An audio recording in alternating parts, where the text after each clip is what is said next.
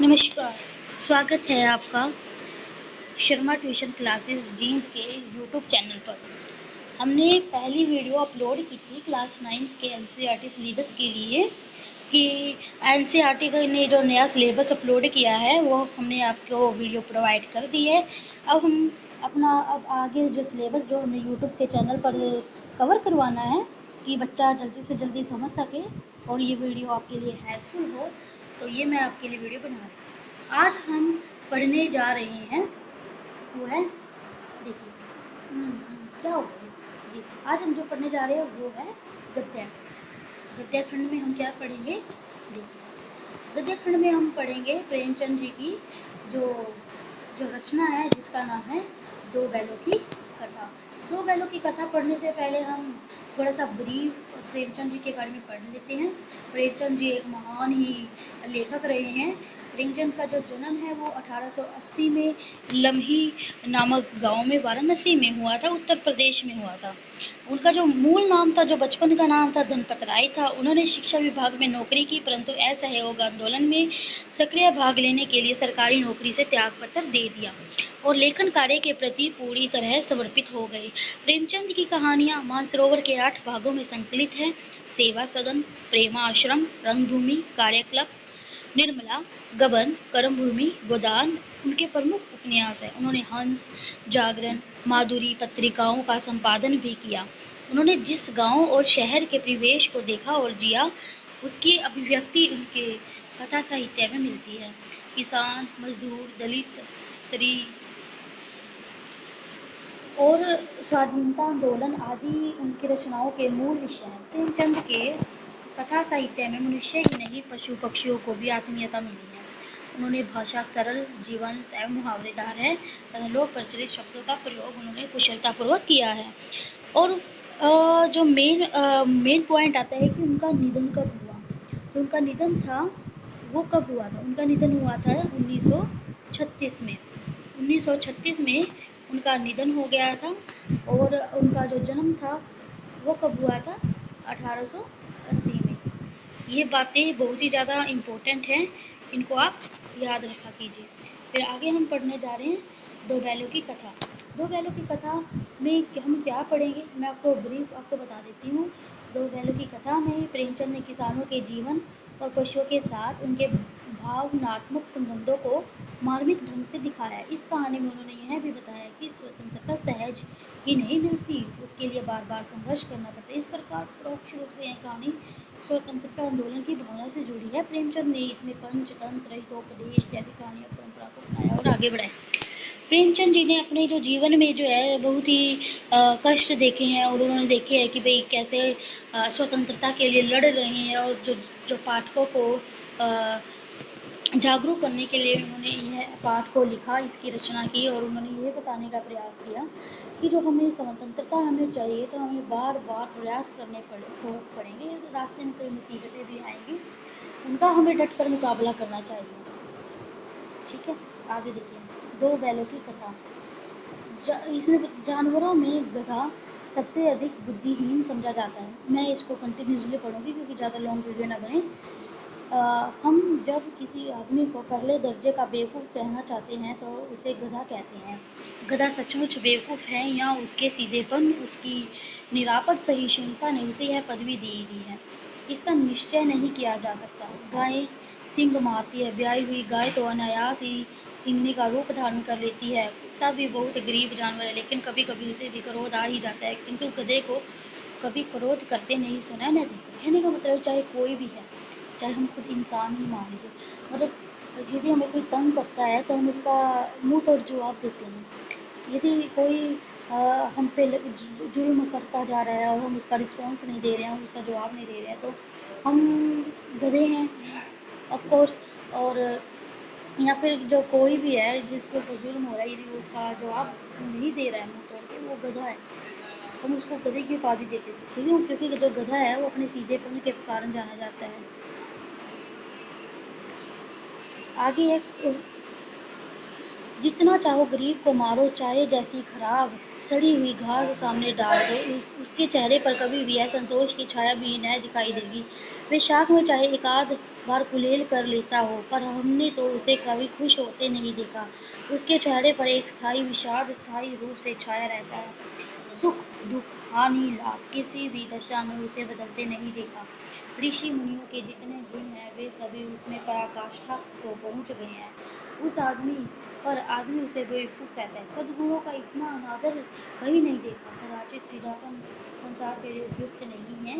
देखिए न भारतवासियों की अफ्रीका में क्या दुर्दशा हो रही है। क्यों अमेरिका में उन्हें घुसने नहीं दिया जाता। बेचारे शराब नहीं पीते, चार पैसे कुछ समय के लिए बचा कर रखते हैं, जी तोड़कर मैं काम करते हैं, किसी से लड़ाई झगड़ा नहीं करते, चार बातें सुनकर गम खा जाते हैं, फिर भी बदनाम है। कहा जाता है कि वे जीवन के आदर्श को नीचा करते हैं। अगर वे भी ईंट का जवाब पत्थर से देना सीख जाते तो शायद सभ्य कहलाने लगते। जापान की मिसाइल सामने है। एक ही विजय ने उसे संसार की सभ्य जातियों में गण्य बना दिया। लेकिन गधे का एक छोटा भाई और भी है जो उससे कम ही गधा है, और वह है बैल। जिस अर्थ में हम गधा शब्द का प्रयोग करते हैं, कुछ उसी से मिलते जुलते शब्द में बछिया के ताऊ का भी प्रयोग करते हैं। कुछ लोग बैल को शायद बेवकूफ़ों में सर्वश्रेष्ठ कहेंगे, मगर हमारा विचार ऐसा नहीं है। बैल कभी कभी मारता भी है, कभी कभी अड़ियल बैल भी देखने में आता है, और भी कई रीतियों से अपना असंतोष प्रकट कर देता है। अतएव उसका स्थान गधे से नीचा है। जूरी के दोनों बैलों के नाम थे हीरा और मोती। यहाँ से हमारी जो कहानी की शुरुआत होती है। दोनों पछाई जाति के थे, देखने में सुंदर थे, काम में चौकस, दिल में ऊंचे। कुछ बहुत दिनों साथ रहते रहते दोनों में भाईचारा हो गया था। दोनों आमने सामने आसपास बैठे हुए एक दूसरे से मुख्य भाषा में विचार विनिमय करते थे, एक दूसरे के मन की बात समझ जाता था। हम नहीं कह सकते, अवश्य ही उनमें कोई ऐसी गुप्त शक्ति थी जिससे जीवों में श्रेष्ठता का दावा करने वाला मनुष्य वंचित है। यहाँ पे क्या बोला गया है कि जो दोनों जानवर थे वो मुख्य भाषा में जो है वो बातें करते थे। दोनों एक दूसरे को चाट कर सूंघ कर अपना प्रेम प्रकट करते थे। कभी कभी दोनों सींग भी मिला लिया करते थे। ये तो हम अपने देखते हैं, यदि हमने अपने आसपास देखा हो।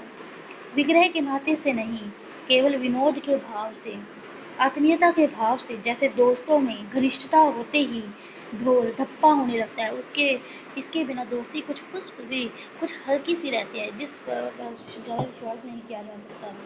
जिस वक्त ये दोनों बैल हल या गाड़ी में जोत दिए जाते हैं और गर्दन हिला हिला कर चलते, उस वक्त हर एक की यही चेष्टा होती थी कि ज़्यादा से ज़्यादा बोझ मेरी ही गर्दन पर हो। दिन भर के बाद दोपहर या संध्या को दोनों खुलते तो एक दूसरे को चाट चूट कर अपनी थकान मिटा लिया करते। नींद में खली भूसा पड़ जाने के बाद दोनों साथ उठते, साथ नांद में मुंह डालते और साथ ही बैठते थे। एक मुंह हटा लेता तो दूसरा भी हटा लेता था। संयोग की बात है, जोड़ी ने एक बार गोई को ससुराल भेज दिया। दोनों बैलों को क्या मालूम वे क्यों भेजे जा रहे हैं, समझे मालिक ने हमें बेच दिया। अपना यूं बेचा जाना उन्हें अच्छा नहीं लगा या बुरा, कौन जाने, पर जूरी के साले गया को घर तक गोई ले जाने में दांतों पसीना आ गया। पीछे से हाँकता तो दोनों बाएं दाएं भागते, पगड़ियां पकड़कर आगे से खींचता तो दोनों पीछे की ओर जोर लगाते, मारता तो दोनों सींग नीचे करके पाते। अगर ईश्वर ने उन्हें वाणी दी होती तो जूरी से पूछते कि तुम हम गरीबों को क्यों निकाल रहे हो। हमने तो तुम्हारी सेवा करने में कोई कसर नहीं उठा रखी।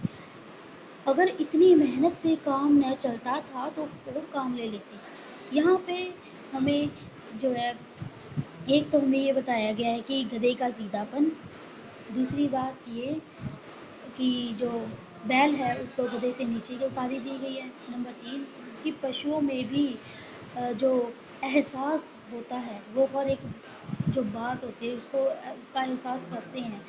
जैसे कि हीरा और मोती ने किया अपने स्वामी के लिए, फीलिंग्स होती हैं उनमें भी।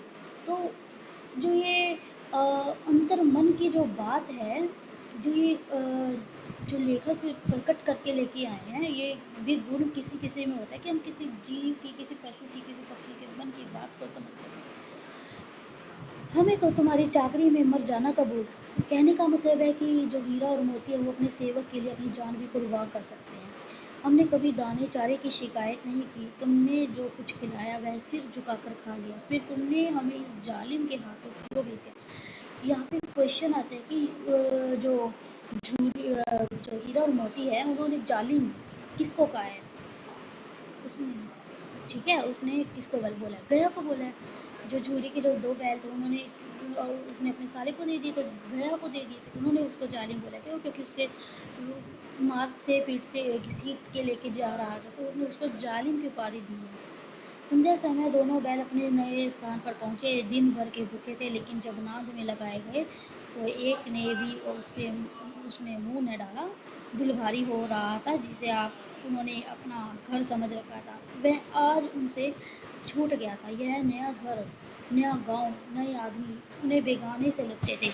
यदि हम अपने पे बात लेके चलें, यदि हम कहीं बाहर जाते हैं तो हम भी हमारा मन वहाँ पे इतनी जल्दी नहीं रखता अपने माता पिता के बिना।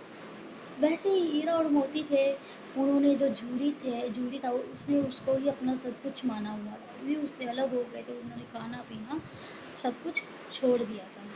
दोनों ने अपनी मुख्य भाषा में सलाह की, एक दूसरे को कनखियों से देखा। कनखियों मतलब कि जो आँख की साइड होती है वो वहाँ से देखते हैं, और लेट गए। जब गांव में सोता पड़ गया तो दोनों ने जोर मारकर पगहे तोड़ा डाले और घर की तरफ चले। पगहे बहुत मजबूत थे, जिस जहाँ पे उनको बांधा जाता है, आई थिंक वो उन्हें अनुमान न हो सकता था कि कोई बैल उन्हें तोड़ सकेगा। पर इन दोनों में इस समय दुगनी शक्ति आ गई थी। एक एक झटके में रस्सियाँ टूट गई। कहते हैं ना, जहाँ चाह वहाँ रहा, यहाँ पे ये काम हुआ है। जूरी प्रातःकाल सोकर उठा तो देखा कि दोनों बैल चरनी पर खड़ी, दोनों की गर्दनों में आधा आधा घड़ाव लटक रहा है। जो जो होता है घड़ाव, आपको दिखाती हूँ। जो ठीक है, घुटने तक पाँव कीचड़ से बड़े हैं और दोनों की आंखों में विद्रोह में स्नेह झलक रहा है। मतलब कि स्नेह भी और विद्रोह भी, वो उनसे पूछना चाहते हैं। विद्रोह में स्नेह का मतलब क्या है कि हीरा और मोती झूरी से ये पूछना चाहते हैं कि तुमने हमें इस जालिम के हाथों क्यों बेचा। क्या हम आपका कुछ ज़्यादा ही खा रहे थे, हम कम कर देते। क्या हम कम काम कर रहे थे, हम कुछ ज़्यादा मेहनत कर देते। तो उनके जो आंखों में तो विद्रोह भी था और स्नेह भी था कि मैं अपने मालिक से कितने दिनों बाद मिला। जूरी बैलों को देखकर स्नेह से गदगद हो गया, दौड़कर उन्हें गले लगा लिया। प्रेमालिंगन चुम्बन का यह दृश्य बड़ा ही मनोहर था। घर और गांव के लड़के जमा हो गए और तालियां बजा बजा कर उनका स्वागत करने लगे। इससे हमें क्या पता चलता है कि जो दो जो जो आ, पशु होते हैं उनमें भी एक भावना होती है। वे भी अपने जो सेवक हैं, जो मालिक हैं, मालिक के प्रति यह वफादार हैं। गांव के इतिहास में यह घटना अभूतपूर्व न होने पर भी महत्वपूर्ण थी। बाल सभा ने निश्चय किया, दोनों पशुवीरों को अभिनंदन पत्र देना चाहिए। कोई अपने घर से रोटियां लाया तो कोई दूध, कोई चोकर, कोई भूसी। फिर एक बालक ने कहा, ऐसे बैल किसी के पास नहीं होंगे। दूसरे ने समर्थन किया, इतनी दूर से दोनों अकेले चले आए। तीसरा बोला, बैल नहीं है, वे जन्म के आदमी हैं, वे उस जन्म के आदमी हैं। तो इसका प्रतिवाद करने का किसी को साहस नहीं हुआ। ये देखिए, ये आपको दिखाया भी गया है कि ये दोनों बैल है वो अपने जो मालिक हैं, जो ये इनका मालिक है, वो उनके साथ इस तरह से लगाव कर रहे हैं, और जो बच्चे हैं वो आसपास के को देख रहे हैं। ठीक है, फिर आगे जूरी की स्त्री ने बैलों को द्वार पर देखा तो वह जल उठी, क्योंकि उसके भाई को वो दिए गए थे ना ये, जैसे नमक हराम बैल हैं कि एक दिन वहाँ काम नहीं किया, अब वहाँ खड़े हुए। जूरी अपने बैलों को यह आक्षेप न सुन सका। नमक हराम क्यों है, चारा दाना कुछ नहीं दिया होगा तो क्या करते। स्त्री ने रोग के साथ कहा, बस तुम ही तो बैलों को खिलाना जानते हो, और तो सभी पानी पिला पिला कर रखते हैं। जूरी ने चिढ़ाया, चारा मिलता तो क्यों भागते। स्त्री चिढ़ी, उसकी पत्नी, भागे इसलिए कि वे लोग तुम जैसे बुद्धों की तरह बैलों को सहलाते नहीं, खिलाते हैं तो रगड़ कर जोतते भी हैं। ये दोनों ठहरे कमजोर, कामचोर, भाग निकले। अब देखो कहाँ से खली और चोकर मिलता है। सूखे भूसे से सिवा न दूंगी, चाहे खाए चाहे मेरे, चाहे मरे। वही हुआ। मजूर को बड़ी ताकीद कर दी गई कि बैलों को खाली सूखा भूसा दिया जाए। बैलों ने नांद में मुंह डाला तो फीका फीका, न कोई चिकनाहट न कोई रस। क्या खाएं? पाशा बड़ी आंखों से द्वार की ओर ताकने लगे। जूड़ी ने मजूर से कहा, थोड़ी सी खली क्यों नहीं डाल देता? मालकिन मुझे मार ही डालेगी। चुरा कर डाल। वो मतलब जो जूरी है वो अपने जो जो पशुओं को खाना खिलाता है उसको बोला कि थोड़ा सा चुरा के ही डाल दे। वो लेकिन वो कह रहा है कि मालिक तो मुझे मार देगी। ना दादा, पीछे से तुम यूं की थी कहोगे। दूसरे दिन जूरी का साला फिर आया, जोड़े बैलों को ले चलो। अब की उसने दोनों को गाड़ी में जोता। 2-4 बार मोती ने गाड़ी को सड़क की खाई में गिराना चाहा, पर हीरा ने संभाल लिया। वह ज़्यादा सहनशील था। इससे हमें क्या पता चलता है कि मोती ने गाड़ी को सड़क की खाई में गिराना चाहा, मोती ने, तो हीरा ने संभाल लिया, क्योंकि मोती जो है वो बहुत ही गुस्से वाला है। स्वभाव से हमें पता चलता है जो हीरा है वो सहनशील है। संध्या समय पर पहुंचकर दोनों को मोटी रस्सियों से बांधा, कल की शरारत का मजा चखाया, फिर वही सूखे रूप उनको वही सब कुछ होने लगा। दोनों बैलों को ऐसा अपनापन अपमान कभी नहीं हुआ था। जूरी उन्हें फूल की छड़ी से भी न छूता था, मतलब कि उसको मारते भी नहीं थे, लेकिन वो यहाँ मार पड़ रही थी, उनका अपमान हो रहा था। नाथ की तरफ आँख तक न उठाई उन्होंने।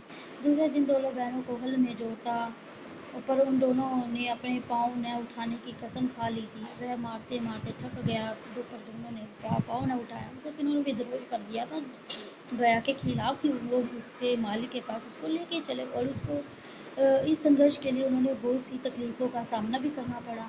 एक बार जब उस निर्दयी ने हीरा की नाक पर खूब डंडे जमाए कि मतलब मोती तो गुस्सा करेगा, देखना क्या होता है। तो मोती का गुस्सा काबू के बाहर हो गया, हल लेकर भागा, क्योंकि वो हल से जोत रहे थे ना, तो उसने उसके मतलब नाक के ऊपर खूब डंडे मारे। वो जो मोती है वो देख नहीं पाया, वो गुस्से वाला है। वो हल लेकर भागा। रस्सी, जुआ, जोत सब फूट टाट कर बराबर हो गया। गले में बड़ी बड़ी रस्सियां न होती तो दोनों पकड़ाई में न आते। हीरा ने मुख्य भाषा में कहा, भागना व्यर्थ है। मोती ने उत्तर दिया, तुम्हारी तो इसने जान ही ले ली थी, अब की बड़ी मार पड़ेगी। पढ़ने दो, बैल का जन्म लिया है तो मार से कहाँ तक बचेंगे। यहाँ पे पशुओं की स्थिति का सजीव वर्णन किया है। और गया 2 आदमियों के साथ दौड़ा आ रहा है, दोनों के हाथों में लाठियां हैं। गया 2 आदमियों के साथ दौड़ा आ रहा है, दोनों के हाथों में लाठियां हैं। मोती बोला, कहो तो दिखा दो कुछ मजा ले मैं भी। मोती हीरा को बोला, आने दो आने दो, मैं भी मजा चखाता हूँ उनको। लाठी लेकर आ रहा है। हीरा ने समझाया, नहीं भाई खड़े हो जाओ, मुझे मारेगा तो मैं भी 1-2 को गिरा दूंगा। नहीं, हमारी जाति का यह धर्म नहीं है। तो हीरा ने उसे समझाया था, नहीं भाई खड़े हो जाओ, लेकिन वो कहता है कि मुझे मारेगा तो मैं ये भी 1 2 को गिरा दूंगा। नहीं, हमारी जाति का यह धर्म नहीं है।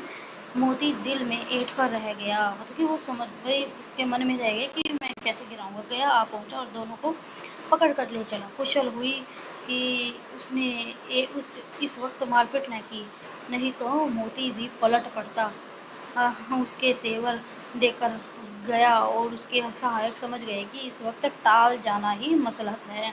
वे उसकी बात को समझ गए कि अभी इससे पंगा नहीं लेना, अपने मोती को उठा के पटक देगा। तो समझदार आदमी निकले, नहीं तो उनकी खैर नहीं थी गई। आज दोनों के सामने फिर वही सूखा भूसा लाया गया।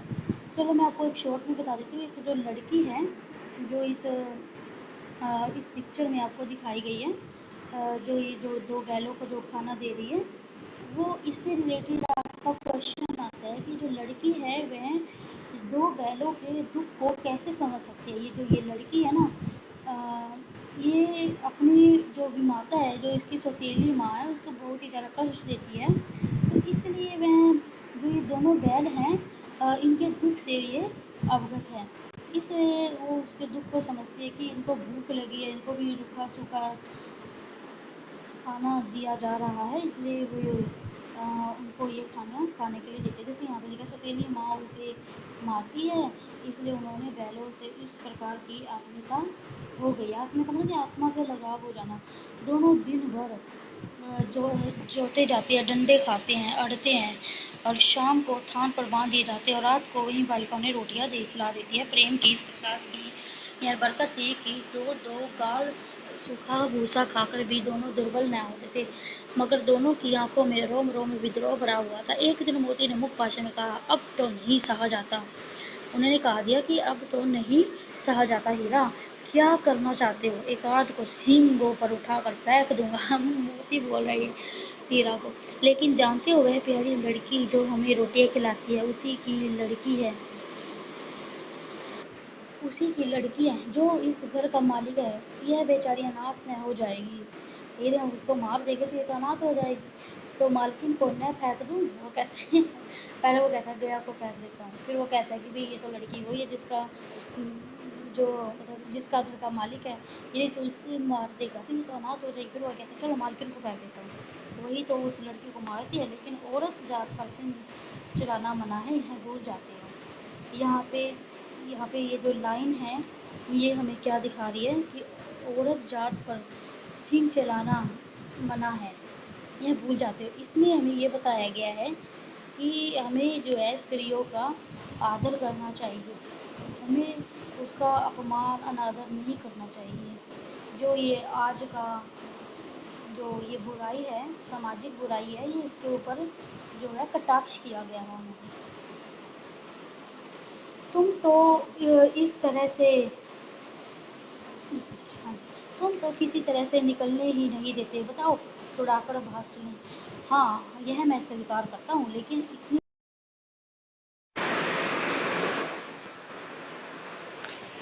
जो वो कहता है कि हाँ उसने स्वीकार कर लिया कि मोटी रस्सी टूटेगी तो तोड़ के भाग जाते हैं रस्सी को, लेकिन वो ऐसे कहता है कि इतनी मोटी रस्सी है वो टूटेगी कैसे? इसका एक उपाय है, पहले रस्सी को थोड़ा सा चबा लो, फिर एक झटके में टूट जाती है। रात को जब बालिका रोटियां खिलाकर चली गई तो दोनों रस्सियां चबाने लगे, पर मोटी रस्सी मुंह में नहीं आती थी। बेचारे बार बार जोर लगाकर रह जाते थे। सहसा घर का द्वार खुला और वह लड़की निकली। दोनों सिर झुकाकर उसका हाथ चाटने लगे, दोनों की पूंछें खड़ी हो गई। उसने उनके माथे सहलाए और बोली, बोले देती हूँ चुपके से भाग जाओ, नहीं तो यह लोग तुम्हारे मार डालेंगे, तुम्हें मार डालेंगे। आज इस घर में सलाह हो रही है कि इनकी नाकों में नाक डाल दी जाए। उसने घराव खोल दिया, पर दोनों चुपचाप खड़े रहे। मोती ने अपनी भाषा में पूछा, अब चलते क्यों नहीं? हीरा ने कहा, चले हैं, चले तो, लेकिन कल इस अनाथ पर आफत आएगी, सब इसी पर संदेह करेंगे। सहसा बालिका चिल्लाई, दोनों फूफा वाले बैल भागे जा रहे हैं। ओ दादा दादा, दोनों बैल भागे जा रहे हैं, जल्दी दौड़ो। और गया हड़बड़ाकर भीतर से निकला और वो बैलों को पकड़ने चला। वे दोनों भागे, गया ने पीछा किया, मतलब उनके हाथ में नहीं आए, शोर मचाया। फिर गांव के कुछ आदमियों को भी साथ लेकर चले। दोनों बैलों को भागने का मौका भी मिला। परिचित मार्ग से आए थे उसका यहाँ पता नहीं था। नए नए गांव मिलने लगे, तब वो दोनों के खेत के किनारे खड़े होकर सोचने लगे अब क्या करना चाहिए। हीरा ने कहा, मालूम होता है ये राह भूल गए हैं, तुम तो बेहद खाशा भागे, बेतहाशा भागे, वही उसे मार गिराना था। उसे मार गिराते तो दुनिया क्या कहती, वह अपना धर्म छोड़ दे, लेकिन हम अपना धर्म क्यों छोड़े? दोनों भूख से व्याकुल हो रहे थे। खेत में मटर खड़ी थी, चढ़ने लगे, रह रह कर आहट लेते थे, कोई आता तो नहीं है। जब चलो मैं इसको ना एक जब पेट भर गया और दोनों ने आज़ादी का अनुभव किया तो मस्त होकर उछलने कूदने लगे। पहले दोनों ने डकार ली, फिर सिंग मिलाए और एक दूसरे को ठेलने लगे। ही मोती ने हीरा को नई कदम पीछे हटा दिया, यहाँ तक कि वह एक खाई में गिर गया। तब उसे भी क्रोध आया, संभाल कर उठा और फिर मोती से भिड़ गया। हीरा मोती ने देखा खेल में झगड़ा हुआ चाहता है, मतलब मोती ने देखा खेल में झगड़ा हुआ चाहता है तो किनारे हट गया। अरे यह क्या, कोई सांड ढूंढता चला आ रहा है। हाँ, सांड ही है। वह सामने आ पहुंचा। दोनों मित्र बगले झांक रहे हैं। सांड पूरा हाथी है। उससे भिड़ना जान से हाथ धोना है, लेकिन न भिड़ने पर भी तो जान बचती नहीं नजर आती। इन्हीं की तरफ आ भी रहा है। इन्हीं की तरफ आ भी रहा है। कितनी भयंकर सूरत है। मोती ने मुख भाषा में कहा, बुरे फंसे, जान बचेगी, कोई उपाय सोचो।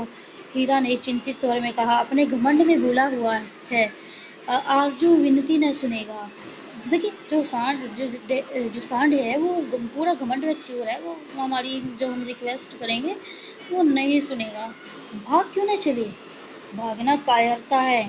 तो फिर यही मरो। बनता तो 9 2 11 होता है। और जो दौड़ाए तो फिर कोई उपाय सोचो जल्द। उपाय यही है कि उस पर दोनों जने एक साथ चोट करें, मतलब कि एकता में बल है। मैं आगे से रगेदता हूँ, तुम पीछे से रगेदो। दोहरी मार पड़ेगी तो भाग खड़ा होगा मेरी और झपटे, तो तुम बगल से उसके पेट में सिंह घुसेड़ देना। जान जोखिम है पर दूसरा उपाय नहीं है। तो फिर कोई उपाय सोचो जल्द। उपाय यही है कि उस पर दोनों जने एक साथ चोट करें। आगे ये तो हो गया था। दोनों मित्र जान हथेली पर लेकर लग गए। सांड को भी संगठित शत्रुओं से लड़ने का तजुर्बा न था। वह तो एक शत्रु से मल्ल युद्ध करने का आदी था। जो सांड होता है वो एक ही जने से युद्ध करता है, शत्रु से। लेकिन उन्होंने क्या योजना बनाई कि हम मिलकर वार करेंगे। जो ही हीरा पर झपटा, मोती ने पीछे से दौड़ाया। सांड उसकी तरफ मुड़े तो हीरा ने रगेदा। सांड चाहता था कि एक एक करके दोनों को गिरा ले, पर ये दोनों भी उस्ताद थे, उसे यह अवसर न देते थे। एक बार सांड झुलाकर हीरा का अंत कर देने के लिए चला कि मोती ने बगल से आकर पेट में सींग ठोक दी। सांड क्रोध में आकर पीछे फिरा तो हीरा ने दूसरे पहलू में सींग चुभा दिया। मतलब जब वो हीरा की तरफ आता था तो जो मोती है वो उसके ऊपर वार कर देता था, जो मोती की तरफ आता था वो हीरा को। आखिर बेचारा जख्मी होकर भागा और दोनों मित्रों ने दूर तक उसका पीछा किया, यहाँ तक कि सांड बेदम होकर गिर पड़ा। तब दोनों ने उसे छोड़ दिया। दोनों मित्र विजय के नशे में झूमते चले जाते थे। मतलब कहने का क्या मतलब है, जो हीरा कहने का क्या मतलब है कि जो हीरा है और मोती है वो जीत गए थे। मोती ने अपनी सांकेतिक भाषा में कहा, मेरा जी तो चाहता था कि बच्चा को मार ही डालूं। हीरा ने तिरस्कार किया, गिरे हुए बैरी पर सींग न चलाना चाहिए। मतलब कहने का मतलब सब कायरता है। कहते हैं ना कि यदि हम युद्ध करते हैं, युद्ध मैदान में होते हैं, तो जिसके पास हथियार नहीं होता हम उससे युद्ध नहीं करते। जो हम हमारे सामने वाला जो कमज़ोर होता है तो हम उसके ऊपर वार नहीं करते, निहत्थे पर भी वार नहीं करते। तो उसी तरह जो हीरा ने मोती से कहा कि ऐसे गिरा हुआ जो सांड है उसके ऊपर वार करना ये हमें शोभा नहीं देता। ये सब ढोंग है, बैरी को ऐसा मारना चाहिए कि फिर न उठे। ये कौन कहता है? मोती। अब घर कैसे पहुंचेगी वह सोचो, पहले कुछ खा ले तो सोचे। सामने मटर का खेत भी है कि मोती उसमें घुस गया। हीरा मना करना करता तो रहा पर उसने एक न मानी। अभी दो ही चार ग्रास खाए थे कि आदमी लाठियां लिए दौड़ पड़े और दोनों मित्रों को घेर लिया। हीरा तो मेड़ पर था, निकल गया। मोती सींचते हुए खेत में था। उसके खुर कीचड़ में धंसने लगे, न भाग सका। मतलब खुर होता है उसके पैर जो नीचे वाले होते हैं ना, वो कीचड़ में धंस गए। तो पकड़ लिया गया। हीरा ने देखा कि संगी संकट में है, मतलब कि उसका दोस्त है। संगी यहाँ पे दोस्त के लिए यूज किया गया है कि वो संकट में है तो लौट पड़ा। फंसेंगे तो दोनों फंसेंगे। रखवालों ने उसे भी पकड़ लिया। कहने का मतलब है कि वो अपने दोस्त को मुसीबत में न देख सका और वह भी उसमें आकर फंस गया। यदि हम निकलेंगे तो दोनों ही निकलेंगे, नहीं तो पकड़ेंगे तो दोनों ही। प्रातःकाल दोनों मित्र कांजी होश में कैद कर दिए गए। कांजी होश से रिलेटेड एक क्वेश्चन आता है कि जो पशुओं की कांजी होश में हाजिरी क्यों दी जाती है? क्योंकि जो कांजी होश है ये जो है आवारा पशु होते हैं उसको यहाँ पर कैद करके रखते हैं। उनकी हाजिरी क्यों ली जाती है? क्योंकि वो कहीं गुम न हो जाए, कोई उसे चुरा के लेके न चला जाए। दोनों मित्रों को जीवन में पहली बार ऐसा सभी का पड़ा कि सारा दिन बीत गया और खाने के लिए तिनका नहीं मिला। कैसा स्वामी है, इससे तो गया फिर भी अच्छा था। यहाँ कोई कई भैंसें थी, कई बकरियां थी। यहाँ से हो सकता है कि कांजी होश में क्या क्या था। कौन कौन से पशु थे? भैंसें थी, कई कई बकरियां थी, कई घोड़े थे, गधे थे। पर किसी के सामने चारा न था। सब जमीन पर मुर्दों की तरह पड़े थे, क्योंकि उन्हें भूख लगी हुई थी। कई तो इतना कमजोर हो गए थे कि खड़े भी न हो सकते थे। सारा दिन दोनों मित्र मित्र फाटक की ओर टकटकी लगाए ताकते रहे, पर कोई चारा लेकर आता न दिखाई दिया। तब दोनों ने दीवार के नमकीन मिट्टी चाटनी शुरू की, पर इससे क्या तृप्ति होती। मिट्टी खाने लगे हो। उस रात को भी कुछ भोजन न मिला। हीरा के दिल में विद्रोह की ज्वाला दहक उठी। मोती से बोला, अब तो नहीं रह जाता मोती, पता क्या करेंगे कांजी होश की। ये देखो यहाँ पे क्या दिखाया गया है कि यहाँ पे हीरा और मोती ने जो है कांजी होश की दीवार को तोड़ दिया। ठीक है। और जो यहाँ पे देखो कई भैंसें थी, बकरियां थी। ठीक है। गधे भी थे। तो ये देखो ये गधे भी है। तो ये सब थे। तो ये दीवार तोड़ दी। मोती ने सिर लटकाए हुए जवाब दिया, मुझे तो मालूम होता है प्राण निकल निकल रही है। इतनी जल्दी हिम्मत न हारो भाई। यहाँ से भागने का कोई उपाय उपाय निकालना चाहिए। आओ दीवार तोड़ डाले, मुझे तो सब कुछ अब कुछ नहीं होगा। बस इसी भूते पड़ा करते थे। सारी अकड़ निकल गई। बाड़े की दीवार कच्ची थी। हीरा मजबूत तो था ही। अपने नुकीले सिंह को दीवार में अड़ा दिए और मिट्टी की जो चिपड़ निकल आया। फिर तो उसका साहस बढ़ा। उसने दौड़ दौड़ कर दीवार पर चोटें की और मतलब कहने का मतलब कि उसने वो दीवार को जो है तोड़ दिया। फिर उसी समय कांजी होश का चौकीदार जो आपको दिखाया गया है, ये देखो ये कौन है? कांजी होश का चौकीदार। ये क्या करने आया भाई, देखते हैं। राजू उसका चौकीदार लालटेन लेकर जानवर की हाजिरी लेने निकला। हीरा का यह उधड़पन देखकर उसने उसे कई डंडे रसीद दिए और मोटी सी रस्सी से बांधे। मोती ने पड़े पड़े कहा, आखिर मार खाई, क्या मिला? अपने भूते बड़ जोर तो मार दिया। ऐसा जोर मारना किस काम का कि वो बंदर में पड़ गए। जोर तो मारता ही जाऊंगा, चाहे कितने ही बंधन पड़ते रहे। जान से हाथ धोना पड़ेगा, कुछ परवाह नहीं, वो भी तो मरना ही है। सोचो दीवार खुद जाती तो कितनी जानें बच जाती। मतलब वो दीवार तोड़ने की बात कर रहा है। वो ऐसे कहते हैं कि 2 3 4 दिन में तो सब कुछ मर ही जाएंगे। हाँ यह बात है। अच्छा तो ला, फिर मैं भी जोर लगाता हूँ। सभी जोर लगाने लगे। बेचारा तो वो मोती था, वो अकेला जोर लगा रहा था। मोती ने भी दीवार में उसी जगह से मारा। तो थोड़ी सी मिट्टी गिरी और फिर हिम्मत बढ़ी। फिर ऐसे मारते रहे। मतलब 2 घंटे, यहाँ पर टाइमिंग पूछी चाहिए। 2 घंटे तक उन्होंने उसके ऊपर वार किया। उसने दूनी शक्ति से दूसरा धक्का मारा। मतलब कैसे उन्होंने दीवार को गिरा ही दिया। आधी रात से ऊपर हो चुकी थी। दोनों गधे अभी तक खड़े सोच रहे थे कि भागे या न भागे। मोती अपने मित्र की रस्सी तोड़ने में लगा था। वो दीवार गिर चुकी है। जब वह हार गया तो हीरा ने कहा, तुम जाओ, तुम मुझे यहीं पड़ा रहने दो, क्योंकि रस्सी नहीं खुल रही थी। ओके, हीरा जो मोती है वो हीरा को खोल रहा था। वैसे वैसे हीरा बोला कि तुम जाओ, मुझे यहीं पे छोड़ दो, शायद कहीं भेंट हो जाए, फिर दोबारा मिल जाए। मोती ने आंखों में आंसू लाकर कहा, मुझे तुम इतने स्वार्थी समझते हो हीरा?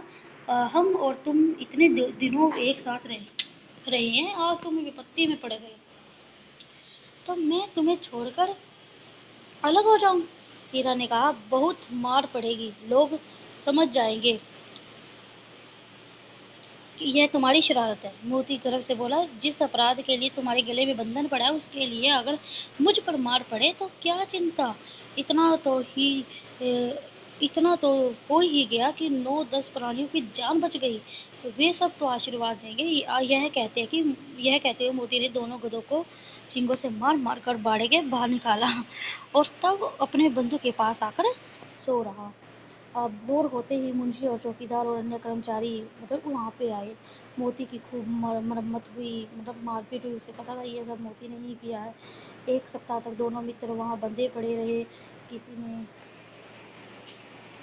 किसी ने चारे गाय के तृण भी न डाला। तृण होता तिनका। हाँ, एक बार पानी दिखा दिया जाता था। यही उनका आधार था। दोनों इतने दुर्बल हो गए थे कि उठा तक न जाता था। ठठड़ियाँ निकल आई थी। एक दिन बाड़े के सामने डुग्गी बजने लगी और दोपहर होते होते ही वहाँ 50-60 आदमी जमा हो गए। तब दोनों मित्र निकाले गए और उनकी देखभाल होने लगी। लोग आ आकर उनकी सूरत देखते, मन फीका करके चले जाते। ऐसे मित्र बैलों का कौन खरीदार होता है? सहसा एक दड़ियल आदमी ऐसा आता है कि भाई जो कांजी हुआ उसमें कौन आया था? दड़ियल आदमी आया था जिसकी आंखें लाल थी, मुद्रा अत्यंत कठोर। आया दोनों मित्रों को कुल्हों में उंगली खोदो मुंशी जी से बातें करने लगा। उसका चेहरा देखकर अंतर्ज्ञान से दोनों बैलों के दिल कांप उठे। कौन है और उन्हें क्यों टटोल रहा है? इस विषय में उन्हें कोई संदेह न हुआ। दोनों ने एक दूसरे को भीत नेत्रों से देखा और सिर झुका लिया। हीरा ने कहा, गया के घर से नाहक भागे, अब जान न बचेगी। मोती ने अश्रद्धा के भाव से उत्तर दिया, कहते हैं भगवान सबके ऊपर दया करते हैं, उन्हें हमारे ऊपर क्यों दया नहीं आती? भगवान के लिए हमारा मरना जीना दोनों बराबर है। चलो अच्छा ही है, कुछ दिन उसके पास तो रहेंगे। एक बार भगवान ने उस लड़की के रूप में हमें बचाया था, और क्या अब उन्हें बचाएंगे? यह आदमी छुरी चलाएगा, देख लेना। तो क्या चिंता है? मांस, खाल, सींग, हड्डी सब किसी न किसी काम आ जाएगी। यहाँ पे जानवरों की स्थिति के बारे में बताएंगे कि कई जो है वो जानवरों का व्यापार करते हैं, उनको खरीदते हैं, उनको मार डालते हैं और उनकी हड्डियों का, उनका मांस का व्यापार करते हैं। नीलाम हो जाने पर के बाद दोनों मित्र उस दरियल के साथ चले। दोनों की बोटी बोटी कांप रही थी। बेचारे पाँव तक न उठा सकते थे, पर भय के मारे गिरते पड़ते हुए भागे जाते थे, क्योंकि वह जरा भी चाल धीमी हो जाने पर जोर से डंडा जमा देता था। कौन? जो दरियल था। राह में दोनों बैलों का एक रेवड़ हरे भरे हार में चरता नजर आया। सभी जानवर पसंद थे, चिकनी चप्पल। कोई उछलता था, कोई आनंद से बैठा पागुर करता था। कितना सुखी जीवन था इनका। पर कितने स्वार्थी है सब। किसी को चिंता नहीं कि उनके दो भाई बदी के हाथ पड़े कैसे दुखी हैं।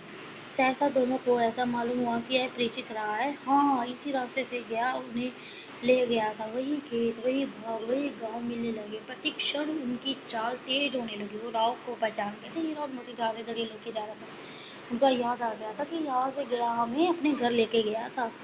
सारी थकावट, सारी दुर्बलता गायब हो गई। यह लो, अपना ही हार आ गया। इसी कुएं पर हम पूर चलाने आया करते थे। यही कुआ है। मोती ने कहा, हमारा घर नगीच आ गया। नगीच मतलब पास में आ गया। हीरा बोला, भगवान की दया है, मैं तो अब घर भागता हूँ। यह जाने देगा, इसे मैं मार गिराता हूँ। ठीक है?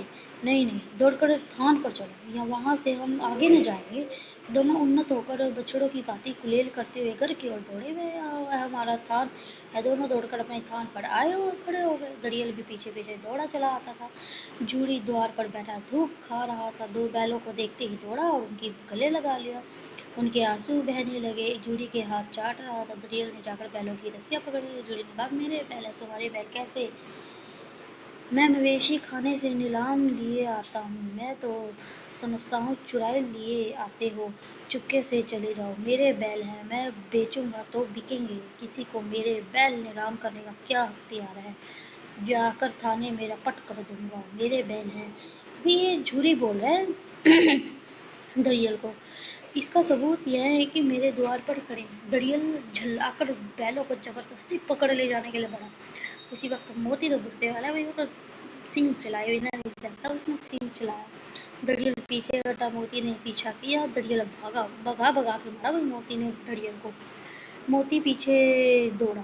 गांव के बाहर निकल जाने पर वह रुका, पर खड़ा दरियल का रास्ता देख रहा था। दरियल दूर खड़ा धमकियां दे रहा था, जैसे जब जब हम किसी से डरते हैं, हम दूर खड़े होके भाई दरवाजा बंद करके हम अंदर कमरे में बैठ के एक दूसरे को कोई धमकियां देते हैं।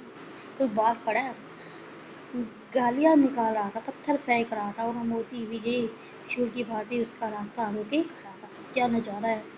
गांव के लोग यह तमाशा देखते और हंसते थे। क्यों दूर दूर से धमकियां दे रहा। जब दरियल हार कर चला गया तो मोती अकड़ता हुआ लौटा।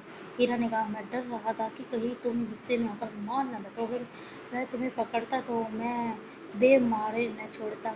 अब नहीं आएगा, आएगा तो दूर से ही खबर लूँगा, देखूँ कैसे ले जाता है, जो गाली मरवा दे, जो गोली मरवा दे। मर जाऊँगा पर उसके काम तो मैं आऊँगा। हमारी जान तो कोई जान ही नहीं समझता, इसलिए कि हम इतने सीधे हैं। ज़रा देर में नादों में खली, भूसा, चोकर और दाना भर दिया गया और दोनों बैल खाने लगे। जूरी खरा दोनों को सहला रहा था और बीसों लड़के तमाशा देख रहे थे। सारे गांव में उत्साह सा मालूम होता था। उसी समय मालकिन ने आकर दोनों के माथे चूम लिए। यहाँ पे हमारा जो लेसन है ये हमारा कंप्लीट हो जाता है। और कैसा लगा आपको? ये इसकी हम शॉर्ट वीडियो डालेंगे तो इसको हम करेंगे, ठीक है। यदि आपको ये वीडियो हेल्पफुल लगी है, यदि आपके लिए ये यूजफुल रही है, तो आप क्या करेंगे? आप हमारे चैनल को